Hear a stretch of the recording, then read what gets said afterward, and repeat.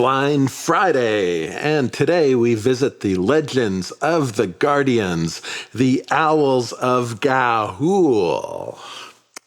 What a mouthful. This is 3D from the earliest days of the modern era, coming out hot on the tail of Avatar in 2010.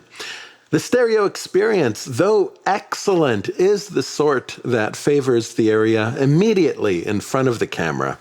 However, within that magic circle, the separation is very generous, with figures that are not merely pulled left or right, but often have a significant perspective shift between the eyes, giving a controlled but very realistic 3D that conversions struggle to replicate.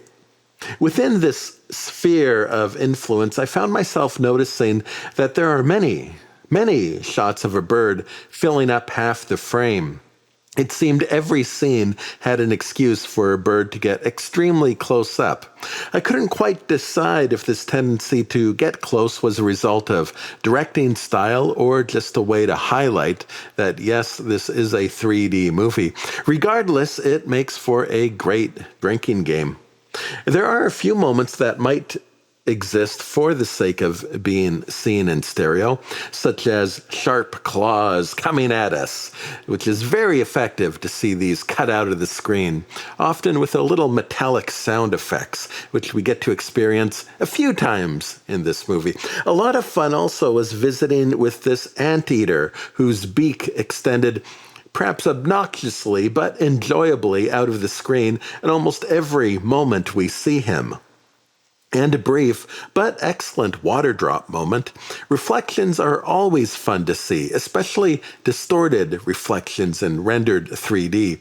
What a jewel of a moment.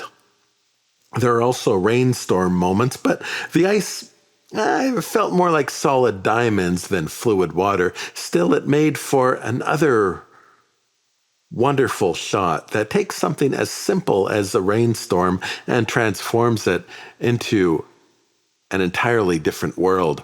And in a way, that's really what it is. We don't visit new dimensions by portals or alien ships, but through emotions. So it's very appropriate that when the tide turns, that the familiar oceans should turn into a vortex tunnel, leaving the old world behind. This movie has a mesmerizing look to it. It's the kind of movie that any given moment could be framed and hung on a wall. Unfortunately, many of the beautiful landscapes are not seen with a lot of stereo depth, as again, the stereo favors what is close. So it's often owls flying atop a flattish canvas. Though that is realistic, I found it a bit unfortunate, as I would have liked to have seen a lot of these backgrounds in a hyper stereo. Still, the rich classical look reminded me of those dark, supposedly kids' movies from the 80s, like Secret of NIMH, The Dark Crystal, or Black Cauldron. They did try and keep the mood from getting too dark, with a bit of silliness and a couple of pop songs helping to keep it a kids' movie. I did wonder what kind of epic we might have gotten if they dropped that and made it a more somber affair.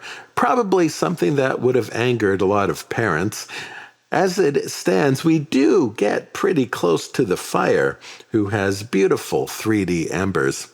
And really, there was nothing wrong with the movie we got. It borrows a few ideas from Star Wars, and they work well here, though I think it helps not to dwell on that influence and let this just be its own thing.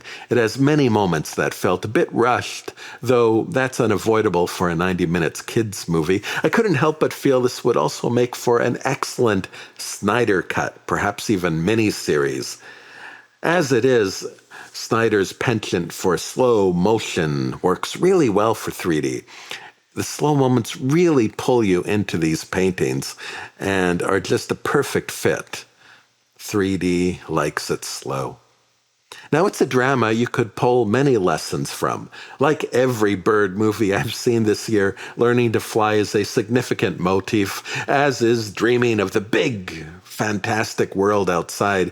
You might even say it lightly touches on those who do find that world and end up preferring to hide away from it.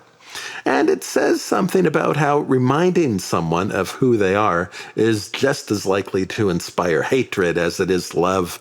And as such, family can be the best and the worst people in your life.